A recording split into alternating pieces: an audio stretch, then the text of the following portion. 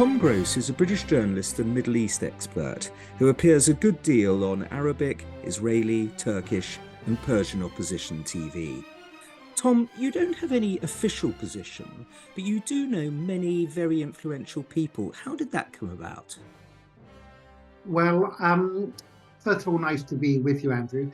Well, I hope I know influential people because I have something interesting to add to their thoughts on matters of foreign policy. And I have built up interesting connections over the years in a number of countries. But I might also add that in a way I was lucky because my parents, who were both literary figures in London, they knew a lot of prominent people in the worlds of culture, people like Harold Pinter, Antonia Fraser, Isaiah Berlin, A.J. Ayer. And as I was growing up, we often had, drinks parties at home, and I often chit-chatted to such eminent people. My godmother, I had one godmother, Sonia Orwell, the widow of George Orwell. So obviously that gave me an extra interest talking about Orwell with my godmother, who didn't have children herself. So I had a particularly close relationship with Sonia, my godmother. So I think as an adult, I have felt comfortable when somebody at a senior rank, even somebody who's been in the intelligence services, even a head of an intelligence service in more than one country, or former defense ministers in Israel, or US senators, have approached me. I think I've sort of been unfazed by them because I've sort of felt it normal to be surrounded as a child with people who are very successful people like Harold Pinter. And how did your connections with people like Václav Havel and Shimon Peres and Elie Wiesel come about? That wasn't just your parents, was it? No. So Havel, I took an early interest in communism growing up. Not a communist, anti-communism, I should say. I first went as a 13-year-old with my grandmother, who had been a sort of secular Jewish woman from Berlin, but also spent time in Prague before Hitler. And she wanted to go back and see Prague and see East Berlin. And she took me when I was 13, and then on another trip when I was 15, through Checkpoint Charlie to East Berlin, to communist Prague. So I had an early interest in how awful dictatorships could be. And then I went back as a student to Czechoslovakia. And because I was going as a student, I could sort of bring stuff back and forth. So a woman who was a family friend, Diana Phipps Sternberg, who is of Czech origin, she was a friend of Havel, of the Havel family. And she wanted me to bring some things to Havel, who had just been in house arrest as the dissident in Czechoslovakia. So I first met Havel a year before the Velvet Revolution of 1989 that brought to an end communism in Eastern Europe.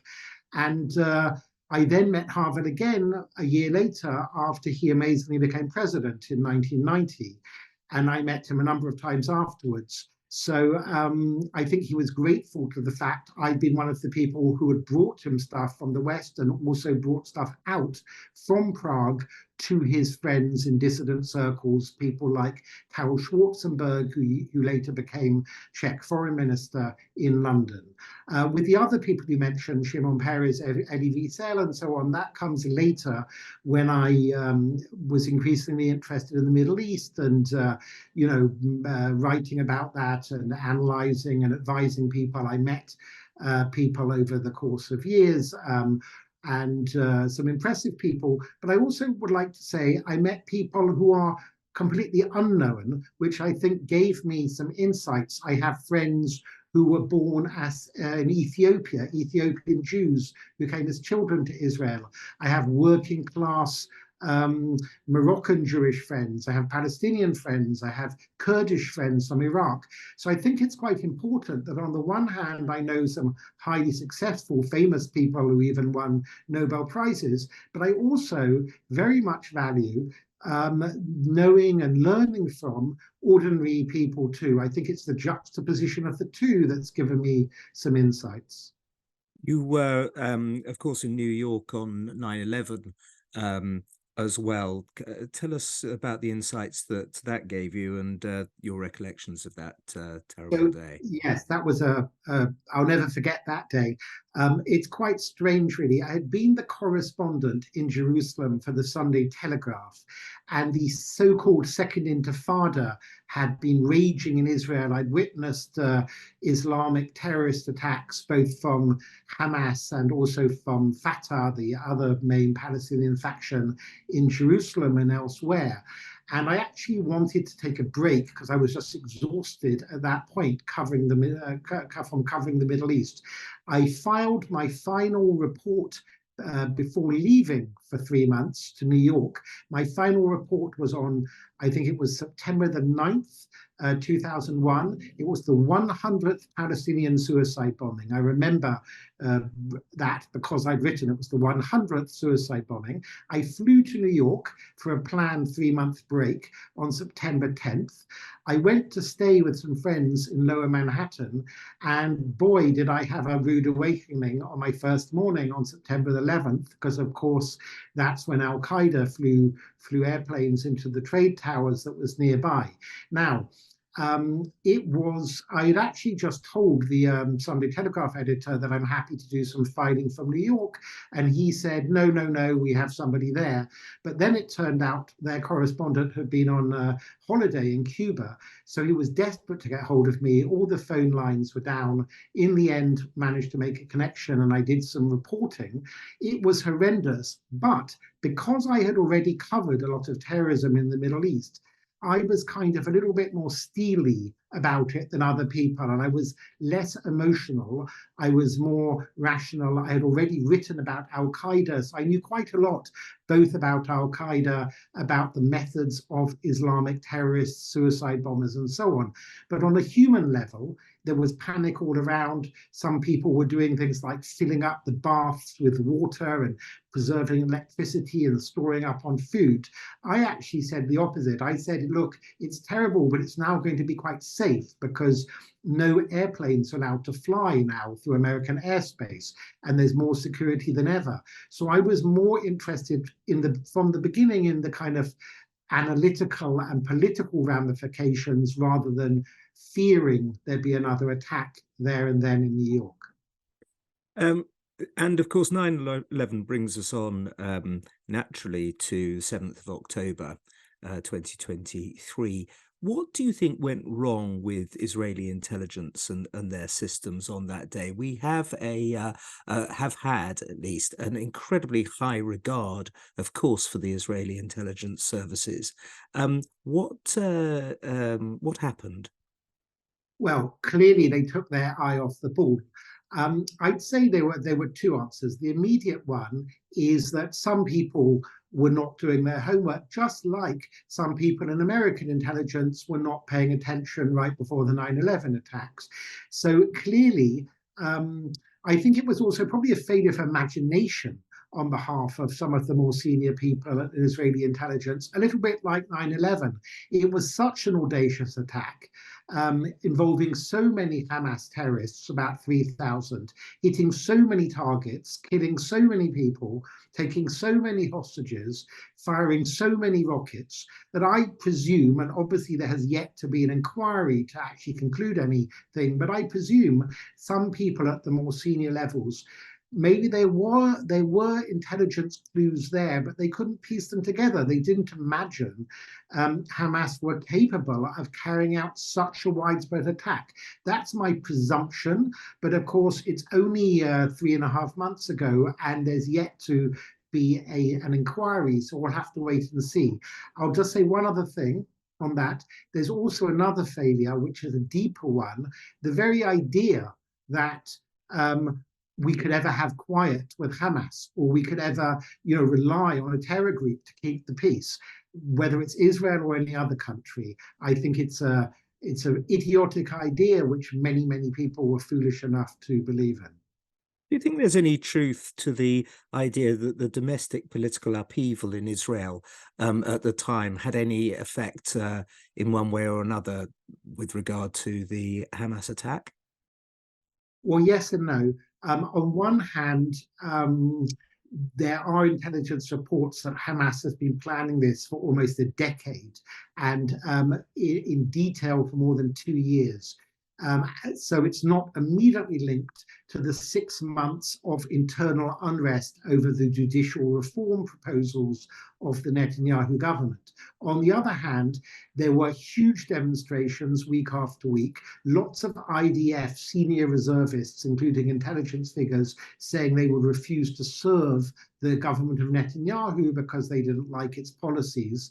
And I'm sure that that weakened the deterrence of Israel and gave ideas to Hamas and to their overlords in Iran that Israeli society was weak and ripe for attack. And I think actually since October 7th, they've been surprised at the resilience and the union, the coming together of Israeli society.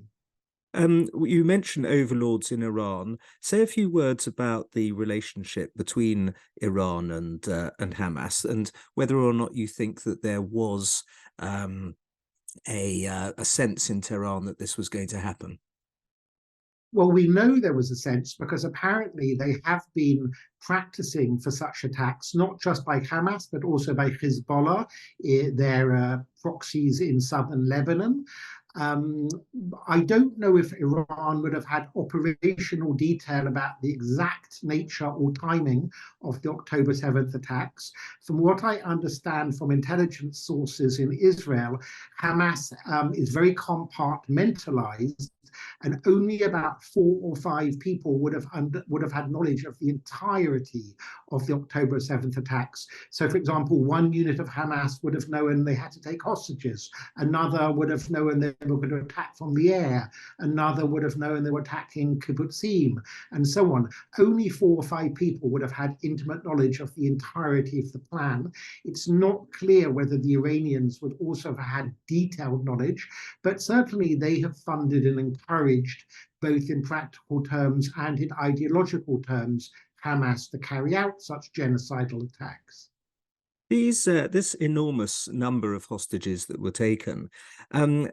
First of all, could you tell us about how they've been treated, from what we know of the ones who've been released, and what we think is happening to the rest at the moment? Well, they have been treated inhumanely and sadistically. About 250 hostages were taken, including as young as an 8-month-old baby. That baby just celebrated his, or not celebrated, but he had his first birthday, being called the saddest birthday in the world, only a couple of days ago. That baby's called Kfir Bibas, now 1 year old. And among the hostages who are still there are 85-year-olds, including a man who was a kind of Israeli peace activist and used to drive very sick Palestinians who when they didn't have advanced medical treatment in Gaza for cancer or something, used to drive them to hospitals in Jerusalem and Tel Aviv. And even then, Hamas, they've released his wife, but they haven't released him. So Hamas did release some hostages in return for convicted Palestinian attempted murderers and other criminals. They released some of the children and some of the female hostages, and they also released some of the Thai nationals, and they also released 2 or 3 Russians as, and I quote, a gesture to Vladimir Putin, close quote, some Russian nationals they were holding. But the other hostages they're holding, including young females 18 and 19, I fear that they've been sexually abused and possibly raped. And one of the reasons Hamas broke off the previous truce, where they had said they would release all the female hostages, is precisely because they didn't want those hostages relating or being examined by doctors and so on as to what was done to them.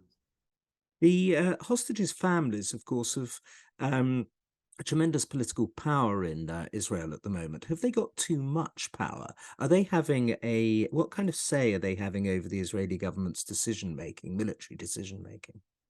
Well, I don't think they're having any say over it, and I don't think it's a question of power. Look, it's heartbreaking for the families of the hostages. Some of their sons are being tortured.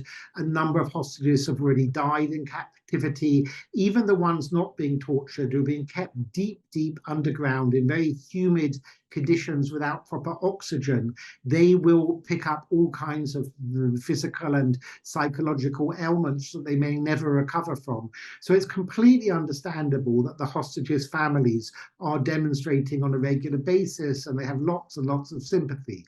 On the other hand, it doesn't seem like the Israeli government is going to change its war aims purely on the base of protests by hostages' families.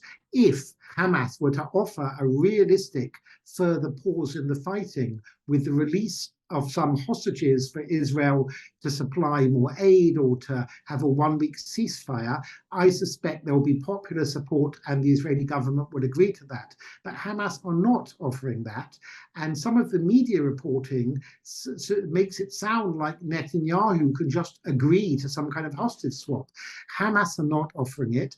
And there are reports that even Qatar, which is the other country besides Iran to influence Hamas, Qatar claim that they have no longer got enough influence on the Hamas leadership in Gaza. So even when they have suggested to the Hamas leadership a temporary pause with a partial swap between Palestinian prisoners and hostages, the leadership in Gaza is not interested. How many Palestinian casualties are there now in Gaza, would you say? Because we obviously can't believe the reports of the health ministry there, which is a propaganda arm of Hamas. But obviously there have been large numbers. And what proportion of them are Hamas fighters, do you think? Andrew, this is one of the most crucial points about the whole war, and it's really not being reported. It's deliberately being avoided by so-called respectable media like the New York Times, Washington Post, and BBC. We know that approximately 9,000 Hamas terrorists, fighters, operatives, call them what you will, have been killed, which represents about 25% of Hamas's fighting force of about 35 to 40,000 men. So about 9,000 Hamas people have been killed in the course of fighting. The Hamas health ministry claims that about 25,000 people have been killed in general. If for one moment we believe that, and it's almost certainly a big exaggeration, we then have to also conclude, based on past conflicts, that 1,000 to 2,000 of those people are Palestinians killed by misfired rockets shot by Hamas or the Palestinian Islamic Jihad. In fact, in one of the past rounds of fighting a few years ago, 25% of fatalities in Gaza were killed by Palestinian rockets, which misfired, and like the rocket that hit the hospital that Israel was wrongly blamed for by the BBC and New York Times and others, that was fired, we now know for sure, by Palestinian Islamic Jihad. Israel does not aim at hospitals. So what I want to say is if we take the Hamas figure, which is almost certainly exaggeration of 25,000, deduct 9,500 Hamas fighters, deduct, let's say, 1,500 Palestinians killed by other Palestinians, also deduct some people who have died of natural causes, because Hamas seems to be adding on people who have died of old age or other such things, cancer, whatever. The ratio we get to of combatant to civilian deaths is something like 1.5 civilians to one combatant. Now, the United Nations, no friend of Israel, their research says that since 1945, the average death ratio in armed urban combat is 9 civilians to one combatant. That's conflicts across the world. And in Iraq and Afghanistan, the estimated deaths are about 3 to 5 civilians for every Taliban or ISIS or Saddam Hussein fighter. So in other words, the Israeli care and caution in not killing civilians is greater than practically any other army in modern history. But that is not being reflected in the public discourse, even by President Biden, who in one of his unscripted moments wrongly accused Israel of having indiscriminate bombing, which is just nonsense. If Israel had had indiscriminate bombing in such an urban area as Gaza, we would have tens and tens and thousands of deaths. And the IDF rules of engagement, therefore, must be different. In a sense, much more ethically advanced than a lot of urban warfare that we've seen even in recent years. Tell us about that. What do IDF soldiers do that, say, American troops in Iraq or British troops in Basra don't do? Well, I don't think, I'm not for one moment suggesting that there's not ethics among American and British troops. Of course, there always No, neither am I hasten to add. But what are the rules of engagement that mean that 1.5 civilians to I think there are two big differences. First of all, Israeli intelligence, in spite of their failure to predict October 7, Israeli intelligence remains brilliant. So they have very, very good intelligence of exactly where there's a fighter, where there's civilians, and so on, which is why there was an assassination of a senior Hamas figure in South Beirut, in Hezbollah suburbs, 3 or 4 weeks ago. And if you look at the film footage, his exact apartment was taken out. He and 3 other senior Hamas guys were killed, and not a single other person was even harmed at all. Also in Damascus yesterday, some Iranian Revolutionary Guard leaders, 4 of them, were killed. Again, not a single other person was injured. Israeli intelligence is second to none. So I can only presume, though I'm not an expert on this, that when British troops were battling ISIS in Mosul or Saddam's forces in Basra, they simply didn't have the intelligence that Israel has. Even since October 7th, Israel's high-tech sector, which is kind of unrivaled, have devised artificial intelligence using face recognition technology and all kind of heat sensors to identify armed men in Gaza from above. So Israel, it's not just that the IDF has codes of ethics, they're also able to implement them. And one final point, the Israeli army is a people's army. Very few people have joined it because they enjoy fighting. The average person now risking their life in Gaza does so because he's protecting his own wife and children, or indeed there are lots of female armed troops in this battle at the moment too. And they are in, there's a guy I saw on TV who's a dentist, another person who's a high-tech worker, another person who's himself a doctor.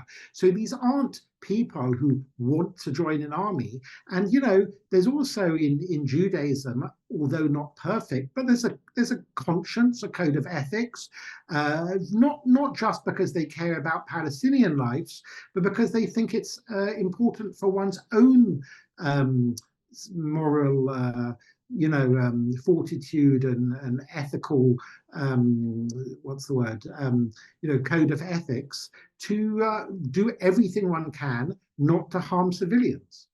Israel's been criticized for using bunker buster weaponry, these 2,000-pound bombs which destroy entire tunnel networks. What's your response to that? Well, lots of people in Israel are criticizing the government of Netanyahu for being too weak. If Israel was really using as heavy weaponry as it might, there wouldn't still be so many tens and tens of miles of Hamas tunnels 3.5 months into the war that are still there.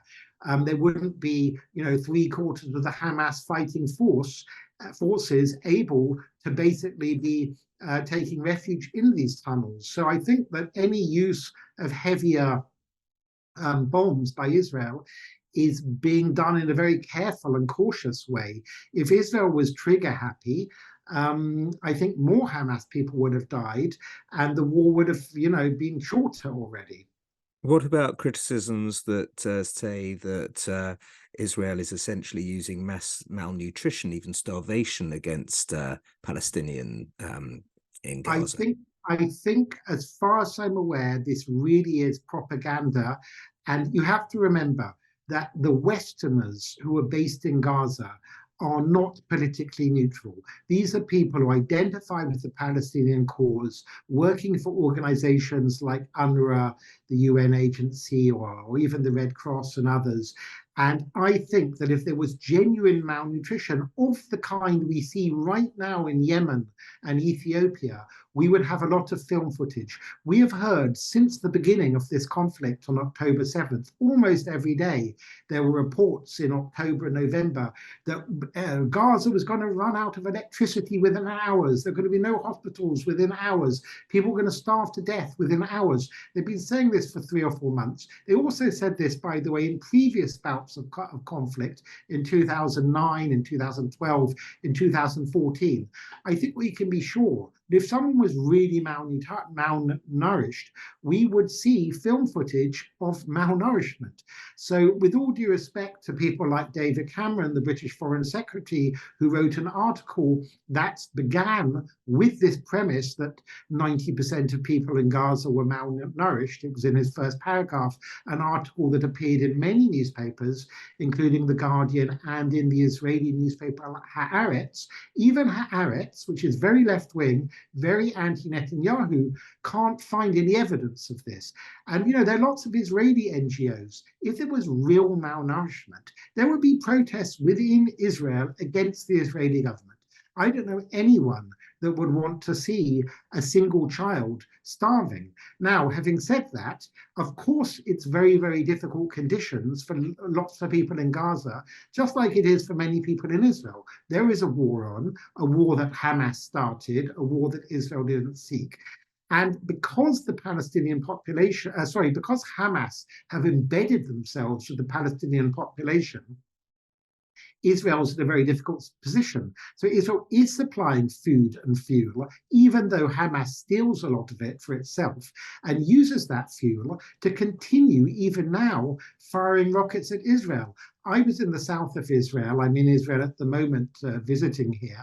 I was in the south of Israel 3 days ago, and 50 rockets within an hour were fired at one Israeli town, Netivot, in southern Israel. Even now, Hamas has enough fuel to do this. And again, I think the reports of malnourishment are greatly exaggerated. Tell us about the BBC. How is that perceived in Israel and the BBC coverage of this? It's an embarrassment, not just in Israel, okay? The BBC, what can I say? They have, in Israel, elsewhere, a really magnificent historic reputation. Even now, classic BBC comedies like Yes Minister or classic nature documentaries of David Attenborough, the reruns are still showing on Israeli TV. Israelis love them just like other people love them, 40 Towers and so on. And yet, BBC News has been taken off the main network, whereas Al Jazeera remains, because it is lie after lie after lie. I'm not just talking about small things. This is worthy of Pravda. And I've spoken to people in the BBC, and that doesn't mean everyone in the BBC, but they're in such a groupthink that they just can't see themselves. It's a bit like going to Jeremy Corbyn's inner circle, and I'm sure your American listeners are familiar with Corbyn, until recently the leader of the British Labour Party, who said the person he most admires in foreign policy was Erich Honecker, the former dictator of East Germany, and his friends were Hamas and Hezbollah. That is the mentality of some BBC people. And I think they probably think they're telling the truth, but they absolutely are not. Did the world reaction surprise you? The way in which in Instagram pro-Hamas sentiment outweighs pro-Israel sentiment by something like 10 to 1. The response of the classic example, obviously, with the Ivy League universities in America, Harvard and so on. Was this? My assumption is, knowing you, Tom, that you'd be sort of shocked but not surprised. Is that a fair assumption? That is a fair assumption. Look, I've been covering for many years the, you know, let's call it bias or ignorance of the Middle East. And there are many reasons for it that we might get on to in a bit. But nevertheless, I am startled. I am startled that the presidents of three of the most prestigious universities in the world, live on TV, in Congress, can give I don't know what answers that a 7-year-old should be ashamed of, and even afterwards not apologize properly. If it had just been one, like the president of Harvard, but not the others, but all three of them, and no doubt others would have done so too had they been there. And they answer questions like robots. I'm also disappointed by the sheer numbers of people demonstrating, particularly in America. I think we've known for a while that some Europeans are very anti-Israel, but we've seen big demonstrations across the United States, from Los Angeles to New York to Washington, D.C. to Chicago. We've seen a lot of idiocy. We've seen not chants for peace, that would be one thing. We've seen chants, from the river to the sea, and yet I read a survey the other day that 86% of Ivy League college students said they supported the chant from the river to the sea, but less than half of them knew which river and which sea. That would, of course, be the Jordan River and the Mediterranean Sea.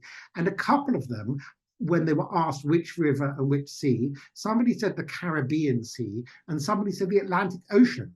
So these are Ivy League students. Okay. Another interesting thing from the same these are pro-Palestinian activists. So less than a quarter, less than 25% of Ivy League college students knew who Yasser Arafat was, and more than 10% of them thought he'd been a prime minister of Israel. So, I,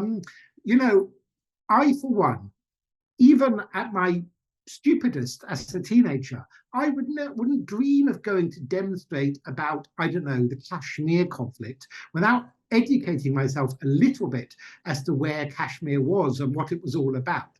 So honestly, these are supposedly clever people, and it is just shocking. The level of ignorance, I don't think just about Israel or the Middle East. I mean, you as a historian and all of us should be aghast at the level of ignorance of history and geography of the next generation of Western leaders.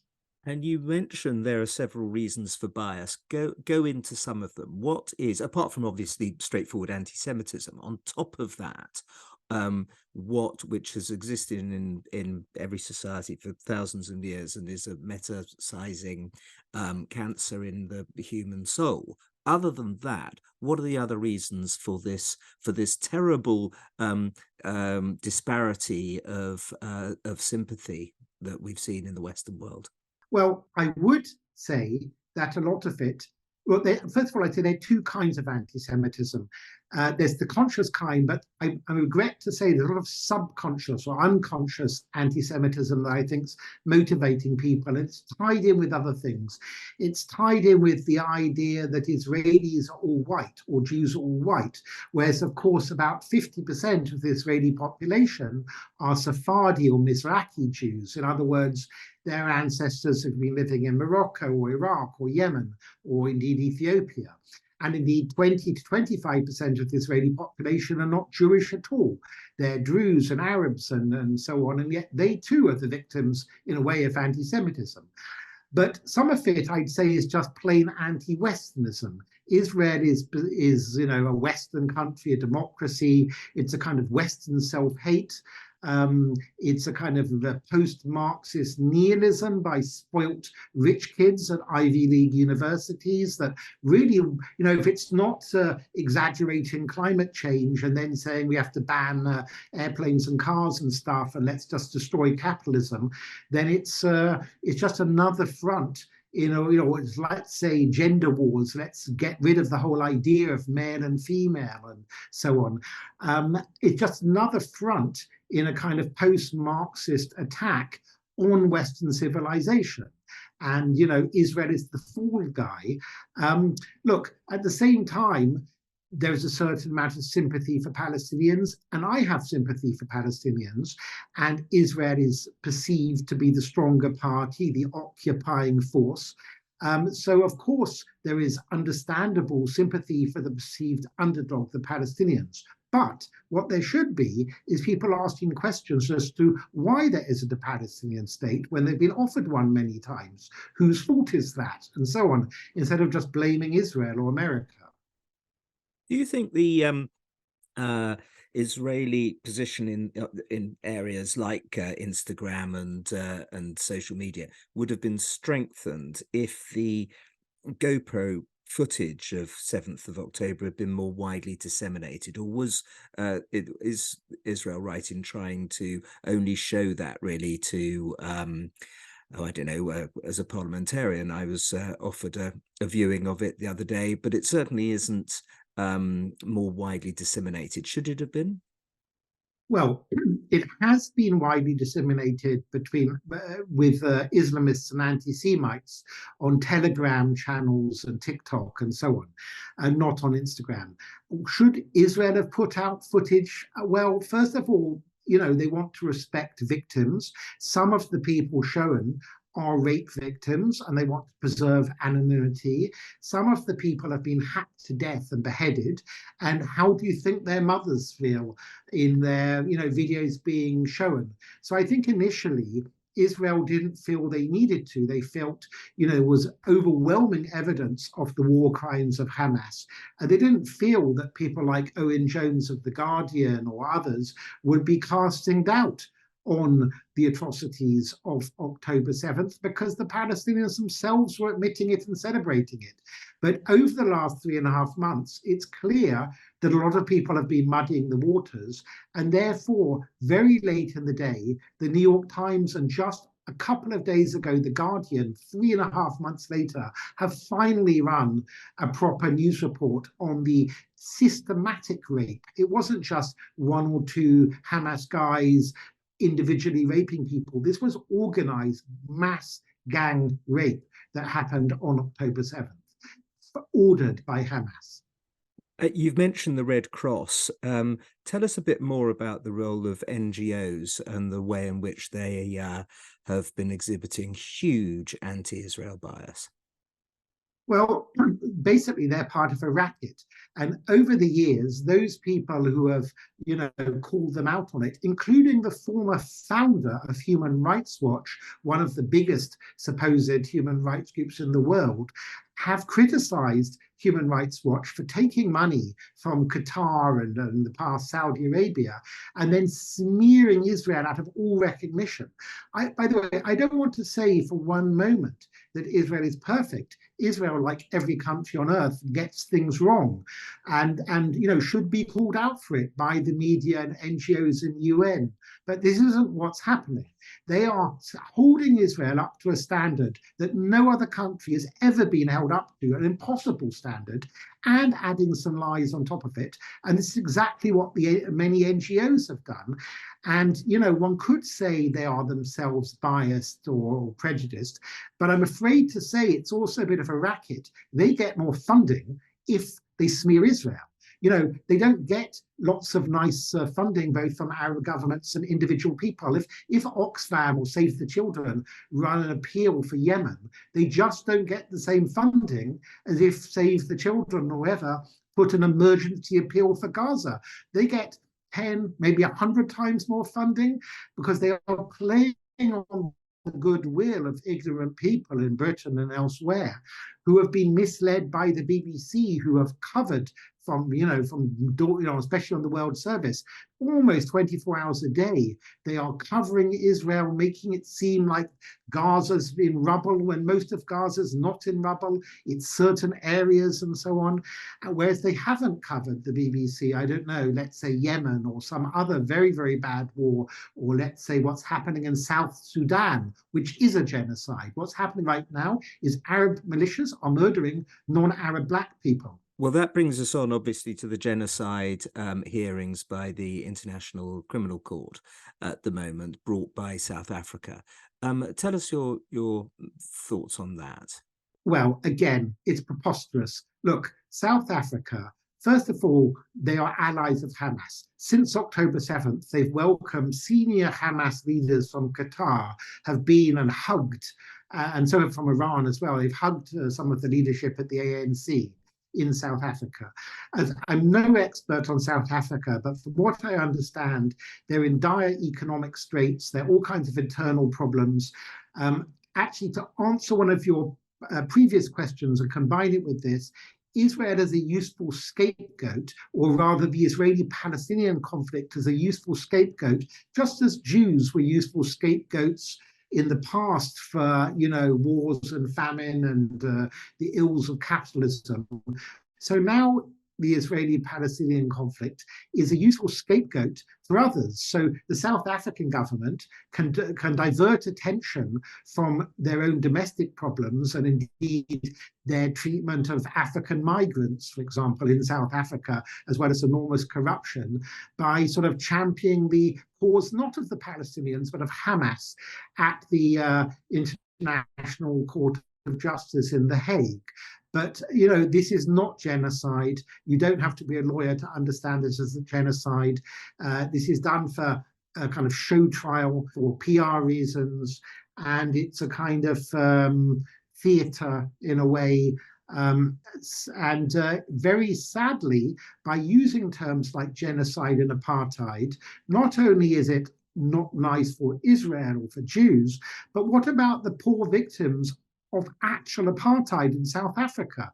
When they say Israel has apartheid, as the South African government has done, well, the Supreme Court justice that just voted against the Israeli government is an Israeli Arab. He was the deciding vote. Or let's say the main newsreader on Arab TV, Israeli TV, who interviewed me the other day, Lucy Arish. She is a Muslim Arab female, secular female Israeli. Or sport, 25 Israeli Arabs have played for the Israeli national football team. Or doctors and pharmacists. So things aren't perfect in Israel. There's a certain amount of discrimination against the Arab minority, as there is discrimination against minorities in, I think, every country on the planet.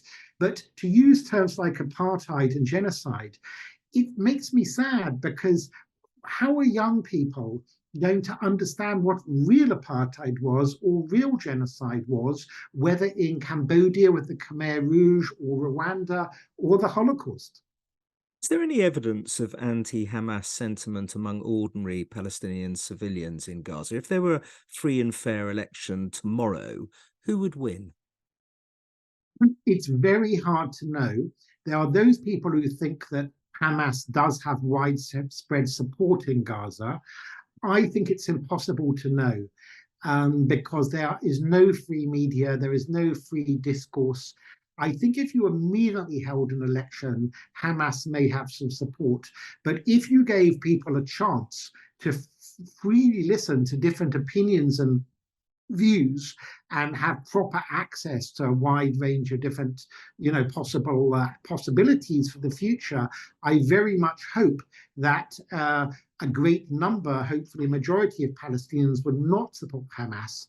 But I can't quite say what I want to say, which is if you look at the population in, let's say, Iran, where large segments of the population have risked their lives and in some cases been shot dead in the last year or two protesting over the hijab and other things in Iran. I don't know is the answer. If I might say one more thing, it's a bit like Russia.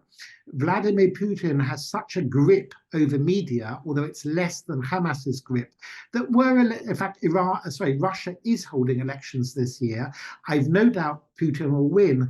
And the sad thing is that he probably is genuinely getting a majority of Russians to vote for him, but they haven't had proper access to information and so on. I don't think we can call it a free and fair election in Russia, because they are not in a position, and other alternative candidates will not be able to run proper campaigns. So it's a bit meaningless the elections in Russia and indeed in Iran. So it depends what kind of election and what would go before it in Gaza. Do you see this situation getting wider with regard to, obviously with the Houthis, it already is, but with regard to Hezbollah in particular, with regard to Syria and so on? Well, Iran is the kind of godfather of all these movements, of the H's, as I call them: Hamas in Gaza, Houthis in Yemen, Hezbollah in Lebanon, and some other militia in Iraq and Syria. So it's partly up to Iran. If I was Iran, they, as we know, are moving as fast as they can to try and acquire a nuclear arsenal. If I was Iran, I wouldn't want a wider war until when I say Iran, I mean the regime, until I had a nuclear arsenal, because I wouldn't want to risk it. That would be me if I was the rational person. But I don't know how rational the Iranian regime is. My sense so far is they have not unleashed Hezbollah to the extent they might do, precisely because Hezbollah is a kind of gun breathing down Israel's neck. They want to keep for later use. The question is whether Israel can live with this. There are those in Israel who say that Israel cannot live with the threat from Hezbollah. We have an October 7th from the north, from Hezbollah, waiting to happen. Right now, Israel's already on a war footing. You have about 20% of the Israeli population, not just from the south near Gaza, but from the north near the Lebanese border, have been evacuated. People don't quite realize 20% of Israelis are under internally displaced, internally evacuated at the present time, 28 towns in the north. The Israeli economy is on a war footing. We have a US naval carrier warship, I can't remember which one now, Eisenhower, I think it is, or maybe George W. Bush, off the coast of the East Mediterranean, off the coast of Israel and Lebanon. And therefore, Israel may not have a better moment than to take the initiative with Hezbollah rather than wait until Hezbollah takes the initiative with Israel by attacking it. Where have the Abraham Accords been left by all of this? Where do you think they stand at the moment, and where are they going to go? I think they are solid, because I think pretty much every Arab government wants normalization with Israel. I'm sure your listeners know this already, but just to remind people, the Abraham Accords happened under the Trump presidency, before the present Biden presidency, and under a Netanyahu government. And Israel had normalization or peace agreements with 4 Arab countries: the United Arab Emirates, Bahrain, Morocco, and Sudan, to add to the 2 existing deals Israel had with Jordan and with Egypt. And many other Arab countries, the most important of which is Saudi Arabia, I'm almost sure want to follow suit, because they have concluded some time ago that Israel is a winner, that Israel has all kinds of technological know-how that it wants, not in military, but in things like how to grow vegetables in the desert, irrigation, solar energy, water technology, and so on. And I think that MBS, the de facto leader, the Crown Prince of Saudi Arabia, in spite of, let's call it, a checkered human rights record, nevertheless, on balance, is probably a positive force, a reformer who realizes that Saudi Arabia's young population cannot be forever overly Islamic. They can't rely on oil, and he wants to modernize Saudi Arabia, a bit like the UAE has already been doing. And he realizes that Israel can be an important partner in this. And Saudi Arabia and Israel already have quiet relations, a little bit under the table. And I know this because I myself have had private talks with people like the Saudi ambassador to London, who is, the first cousin of the Crown Prince. And he knows exactly that I spend time in Israel. I go there regularly. I know policymakers in Israel, which I suspect is one reason why the Saudis kind of reached out to me in the first place. You mentioned President Biden. He's reportedly asked Netanyahu to shift to, quote, targeted operations, unquote, in Gaza. First of all, obviously, what do you think about that? And secondly, how do you think a future President Trump might deal with the Middle East? I think that President Biden's initial reaction to the October 7th attacks was supportive of Israel. I think he relied on his kind of instincts. You know, he's been a senior person on the Senate Foreign Affairs Committee. He's been involved in foreign policy for 3 or 4 decades. And I would say, broadly speaking, he's friendly towards Israel. And I think his initial reaction to October 7th is one of sympathy. But since then, the kind of State Department foreign policy establishment has regained the upper hand, a bit like they have in London and Paris too. And I now think he's regurgitating, I call it nonsense. You know, Israel has been targeted. One moment he says Israel needs to be more targeted, needs to go slower. On the other hand, they say they have to hurry up and beat Hamas. You know, they can't do both. They can't win a war in weeks and not be allowed to shoot weapons. Israel has been very targeted. That doesn't mean it's perfect. It would have been impossible given the situation, given the urban makeup, the way Hamas is firing rockets at Israel from inside schools and UN complexes and offices. Often what Israel's doing is literally hitting the Hamas rocket launching squad as they are firing rockets at hospitals in Israel.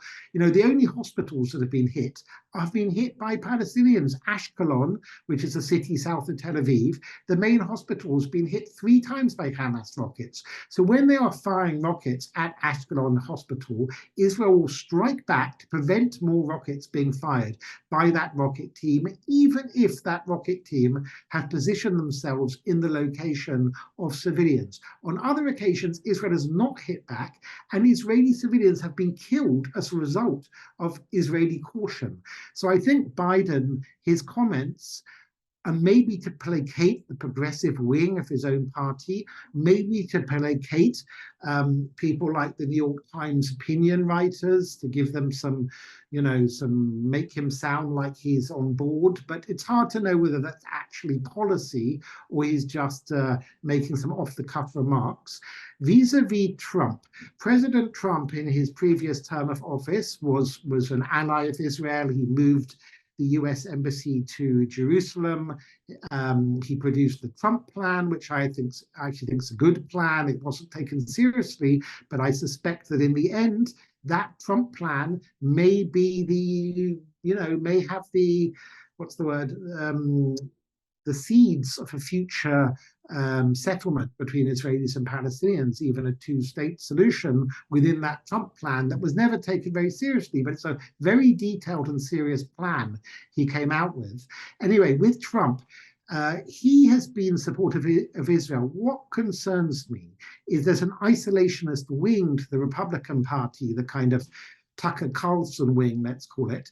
And I don't know how much influence Trump, some people around Trump at this point have, in that it really is America first, and he just doesn't want to be very involved with anything that's not, directly on America's borders. So possibly if Trump comes back to power, if a year from now, in fact, it's exactly a year when we're going to have inauguration of the next president, if that is Trump, which it may well be, given the opinion polls, we may see a Trump that's similar to his first term, that had rather good policies in the Middle East, which pushed back Iran. Iran was more timid after the hard position of Trump that it has been under Biden. And he helped oversee 4 peace deals, which is, if it was a Democrat, if Obama had overseen 4 peace deals, Obama would have got a second Nobel Peace Prize. No one even suggested giving Trump even one. And, it's a magnificent achievement, not easy. And I suspect a second Trump term would see probably an Israeli-Saudi normalization deal. However, I don't know how engaged he'd be. Maybe if he picks someone like Mike Pompeo to another senior to come back to cabinet, or someone like Mike Pence, who was in Israel a few days ago. I don't think you're going to be finding either of those people, frankly, in a future Trump administration, Tom. Well, maybe. I don't know about Pompeo. Anshul Pfeffer, the very anti-Netanyahu journalist, has written in the Times about the Israeli war cabinet essentially being split on important issues, including the one about hostages for a pause. Tell me, is this what you're hearing too? Well, yes, that's been widely reported in the Israeli press. Um, Anyone who knows Israeli politics or Israeli democracy knows how robust it is. And as Golda Meir, the first female prime minister of Israel, famously said, two Israelis, three opinions, or like everybody wants to be prime minister, she also said. So it will be incredible if there weren't some ruptures and differences of opinion in an Israeli cabinet. It will be a world first. So I've no doubt there are some slight differences. What's being reported is one member of that cabinet, who's the least important of the five members of the war cabinet, which is General Eisenkot, wants to put more emphasis on hostages.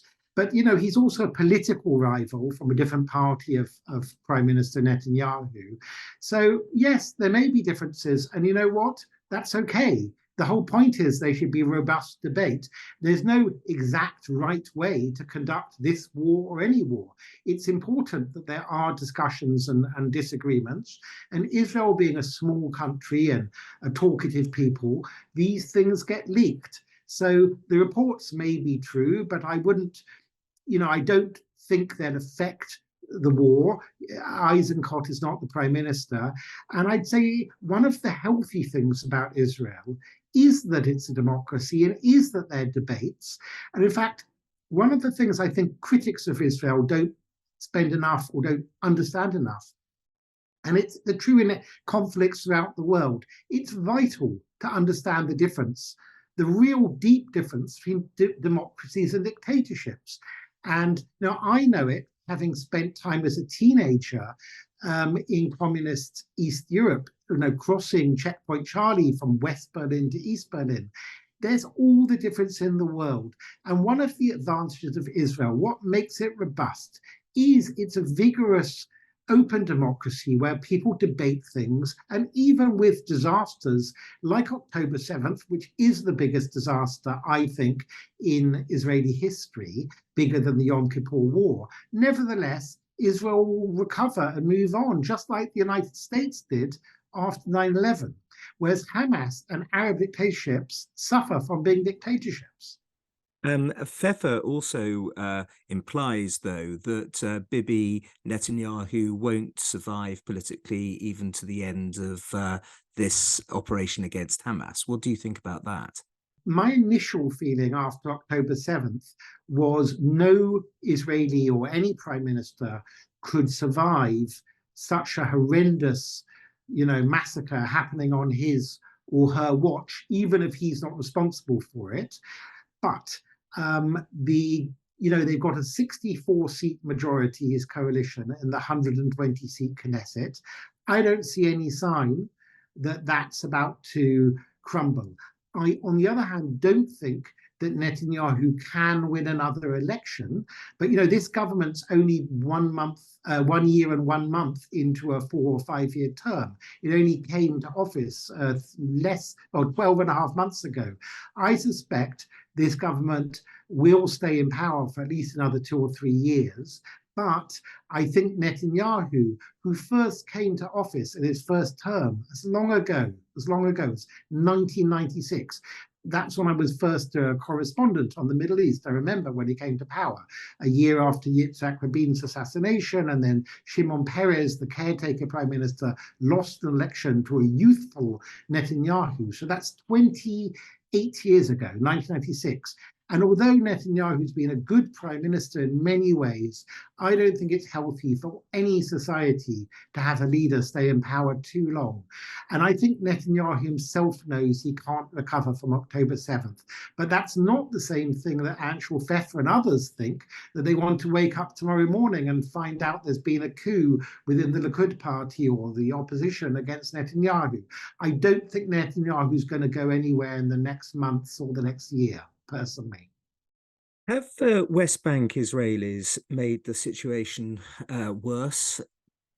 The idea that settler violence in the West Bank, which we hear about constantly, is in some way a an active reason for all of this violence, or is that just a adjunct to it? I think it's an adjunct. Look, I personally am, in theory, for two states. I think that every people have the right to self-determination, whether it's the Kurds or Tibetans or Palestinians. What they don't have is the right to use independence to then go on a genocidal rampage against their neighbors. And that is what Israel fears. So I don't think the settlement of the West Bank by Israeli settlers is helpful. I am not a supporter of it. On the other hand, and some, by all means, only a few settlers are very extremist, even racist, and I do not support them. Having said that, some of the media reporting about supposed settler violence is so exaggerated. Most of the supposed violence have been acts of self-defense as Palestinian terror groups have been shooting at settlers. They have literally shot them back, sometimes when they've already been injured. There are hardly any cases of random, unprovoked violence against Palestinian civilians by West Bank settlers. So on the one hand, I'm not a supporter of the settlement movement, but that doesn't mean they should be defamed or used as a scapegoat. And we know from Gaza, in 2005, Israel left Gaza. Jews have been present in Gaza pretty much for the last 3,000 years, but not since 1995. Ariel Sharon withdrew, he closed down and destroyed 21 Israeli settlements. After 1995, no Jews, whether settlers or civilians or army, was left in Gaza. Did that stop Palestinian attacks on Israel? It did not. We've had 18 years of rocket fire and other attacks. So I think it's a kind of, if only it was as simple as saying, yes, let's remove Jewish settlers from the West Bank and peace will break out. If only it was that simple. Unfortunately, it's not. And I don't think scapegoating the settlers, or indeed scapegoating Netanyahu, it's wishful thinking. The problems are much deeper than that, and it's not quite so easy to solve this. It's not, look, maybe the settlers make it more complicated, but it's a small factor in the overall reasons why the Israeli-Palestinian conflict is continuing. You mentioned two states, or what's sometimes called very often called a two-state solution. Do you think all of this has brought the prospect of that closer, or is it just as far away as ever? In the immediate term, I don't see any appetite at all for any Israeli leader of left or right, or indeed the Israeli public, to trust a Palestinian state, or at least unless the only way this would come about is, look, I was a supporter of Palestinian democracy. I now think you can't have it overnight. So what I'd like to see is someone like Mohammed Dahlan, who is a Fatah, Palestinian Authority, secular leader who is in exile in Dubai, in the United Arab Emirates. He's a Gaza native.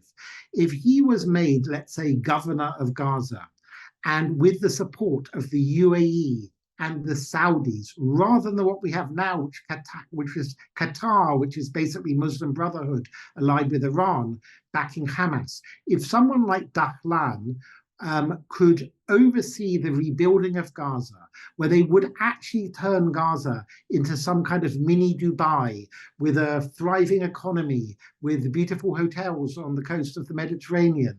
And they wouldn't spend all their money acquiring an arsenal to attack Israel and build a metro that's bigger than the London Underground or the New York subway under Gaza. We're talking about 500 miles of deeply built tunnels and hundreds of thousands of rockets they've been building.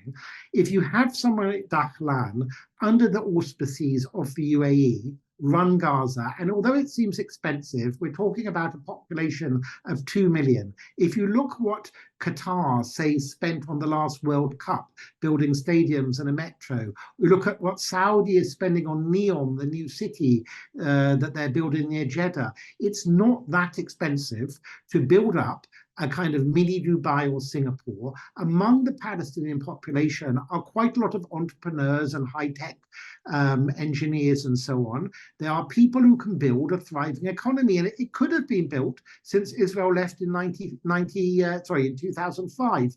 The problem has been Hamas, and the problem's been ideology. It's not that there couldn't be a perfectly nice state in Gaza. There could be. You know, Singapore's also a small state. Abu Dhabi and Dubai are small. Bahrain, that I visited a few months ago, is small. Okay, it's tiny, but you know, if you have a government that wants to build a nice state, and that state can enjoy good relations with Israel, and in time, because I believe in democracy, I would like to see a transition to democracy in that state. And you bring back someone like Salam Fayyad, who was briefly Palestinian Prime Minister, who used to work for the World Bank in Washington, D.C. And I know privately that he thinks Fatah and Hamas are both repulsive, you know, because the Fatah leadership in Ramallah is hardly any better than Hamas. But as long as Anthony Blinken and Macron and David Cameron put their faith in Abbas, the Palestinian leader in Ramallah, it's hopeless. He's a Holocaust denier. He's a dictator. He has no vision for the Palestinian people. It's not a question of money. They have got more money per capita than Europe got post-war in the Marshall Fund. It's not a question of money. It's a question of getting the right governance there. I think that's a high point. I think that's a positive vision that I'm going to end on and ask you the two questions that I always ask all of my guests. The first one is, what are you reading at the moment? What biography or history book are you reading? Well, I just want to say something about history in general for a moment. And look, I read so much news. I don't just read the Western press. I read, in translation, the Syrian government news agency. I read the Hamas and Islamic Jihad websites. I read the Iranian government websites. And unfortunately, I wish I had more time to read history. And I urge everyone to read as much history as they can. But right now, I've been reading actually a biography of a dear friend of mine and a kind of mentor, the publisher George Weidenfeld, who died 4 or 5 years ago. It's a new book called The Maverick by Thomas Harding, mainly about George Weidenfeld, Lord Weidenfeld's publishing career, which was interesting. Weidenfeld published Lolita. He published all kinds of prominent books. Published the first 10 books that I wrote, actually. There we are. He published Robert. He was a great mentor of mine. Yeah, a wonderful man. The greatest historians, you know, Andrew Roberts, Antonia Fraser. But what I want to say is what's not known, and this will be left to another later biography, is George Weidenfeld's political influence behind the scenes was second to none. He was, of course, the chief aide to the first president of Israel, Ezra Weizmann, back in 1948. He worked for the BBC in counterintelligence during the Second World War. He was Austrian-born and a fluent German speaker. He was a Holocaust refugee from Vienna. And but also later on, I know, and it's in the public domain, so I can mention it now, that he was involved in things like helping persuade Germany sell Israel a submarine, which supposedly can be fitted with underwater nuclear missiles. And he was involved with negotiations between Israeli intelligence and German intelligence and Angela Merkel. And I can say this because it is in the public domain. I spoke to George about this and other matters while George was alive. He was also involved in Jewish-Catholic reconciliation. If you remember, some Carmelite monks opened a center in Auschwitz in the death camp, which was very upsetting to the Jewish world. And George, who was a personal friend of Pope John Paul II, he negotiated between the World Jewish Congress and John Paul II to have this convent, whatever it was, moved from Auschwitz to another location in Poland. So I think I'm interested in this memoir of George, but I'm waiting for the second one, which will be about politics as well. Yes, I've read that Harding book. It's a good book, but as you say, there's a lot more to. I remember he was a sort of constant guest at the Castel Gandolfo by the Pope. You know, it was his and all of those popes that he had painted, the paintings of the popes in his wonderful Yeah. apartment in Chelsea. Embankment. Yes, a great man and well done. That's a good book. What If is the next one. What's the counterfactual that you enjoy or you sometimes think about? Well, there are many, but off the top of my head, I'm going to go back to 2009, where there was the so-called Green Revolution, anti-regime in Iran. If you remember, there were mass protests in Iran, and the people were literally calling on Barack Obama, who had just come to power.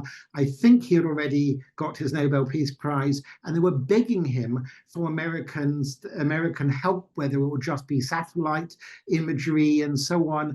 And there were, I think, millions of people on the streets of Iran. And unlike other countries we mentioned, like Russia and Hamas, I know many Persians, both inside Iran and outside Iran. I have no doubt that probably the majority, but certainly a very, very large number of Iranians want to overthrow the Islamic regime, and they would quickly install a pro-Western, hopefully democratic government in Iran, in Persia, and that was a missed historic opportunity. If the government had been overthrown in 2009, I don't think we would have, for example, the Houthi attacks now. I'm not sure we would have had October 7th with Hamas. I think Hezbollah would have been greatly weakened, and all kinds of other things would. And the nuclear program would have been binned. Yeah, the nuclear program. And many other things would have come. And just to add one more thing, one could also go further back, 1979, the Islamic Revolution itself. Many people think that President Jimmy Carter, had he backed up the Shah wasn't perfect, but was much better than the regime that followed, that Khomeini would not have come to power. And again, we wouldn't have had radical Shia Islam. We wouldn't have had the counter reaction of radical Sunni Islam that led to ISIS and horrible other things. And Obama did essentially shun the Iranian opposition at that time, didn't he? Why? Completely. Why? I think just idiocy, misguided appeasement of the regime, an idea that his own negotiating skills would bring about some grand bargain with the regime. You know, one of the places I like giving interviews for is Persian opposition television stations. They are huge. One of the channels that I speak to that's based in London, just on Instagram, they have 13 million followers, and many more on Telegram and Twitter and so on. Most of these people are inside Iran. I look in translation at the comments when they're doing reports on Israel, for example. Netanyahu, the Israeli prime minister, is more popular among Iranians than he probably is in Tel Aviv, and certainly than he is in London and New York. And the Iranian people, they despise Obama. Okay, because they regard him as a traitor. I don't think Obama did it on purpose. I think he's naive, he's misled by some of his advisors, the sort of John Kerry types.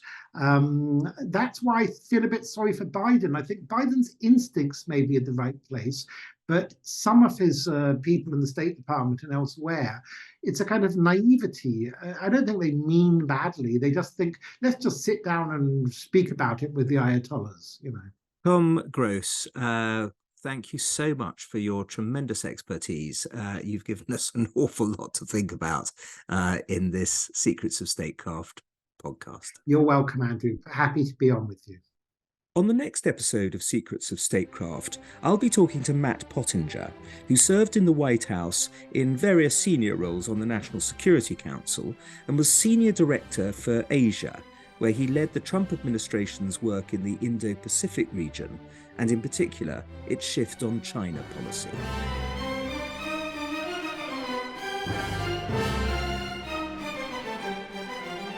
This podcast is a production of the Hoover Institution, where we generate and promote ideas advancing freedom. For more information about our work, to hear more of our podcasts, or view our video content, please visit hoover.org.